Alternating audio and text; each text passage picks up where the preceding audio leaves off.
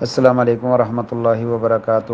سوال یہ ہے کہ اٹھا وغیرہ کے لیے تعویذ وغیرہ اور دم وغیرہ اور حکیم سے علاج کروانا۔ دیکھیے، حکیم سے علاج کروانا بھی درست ہے اور دم وغیرہ کروانا بھی درست ہے۔ تعویذ وغیرہ پہننا یہ محل نظر ہے۔ پہلی بات تو یہ ہے کہ تعویذ کرنے والا وہ بندہ کیسا ہے، توحید پرست ہے، اس کا عقیدہ درست ہے، اور پھر اس نے تعویذ میں کلمات بھی صحیح لکھے ہیں یا نہیں لکھے۔ اگر وہ توحید پرست نہیں ہے اور اس میں کلمات بھی غلط قسم کے ہیں تو پھر تو اس طرح کے تعویذ پہننا تمام علماء کے نزدیک بالاتفاق ناجائز ہے، یہ درست نہیں ہے۔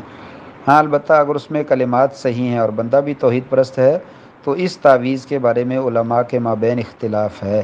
بعض علماء نے اس کی اجازت دی ہے اور بعض اس کو منع کرتے ہیں۔ ہمارا ذاتی نظریہ بھی یہی ہے کہ اس سے بچنا چاہیے۔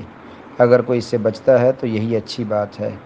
اگر کسی کے دوسرے فرقے کی طرف جانے کا امکان ہے کہ وہ بندہ اگر اس طرف اس کو تعویذ نہیں دیں گے دوسری طرف چلا جائے گا، 100% یقین ہے، تو بعض علماء نے ایسے بندے کے لیے تعویذ استعمال کرنے کی اجازت دی ہے، وگرنہ بہتر یہی ہے کہ انسان دم وغیرہ جاری رکھے، تعویذ وغیرہ جو ہے وہ استعمال نہ کرے، علاج بھی جاری رکھے اور دم بھی جاری رکھے، تعویذ وغیرہ سے گریز کیا جائے۔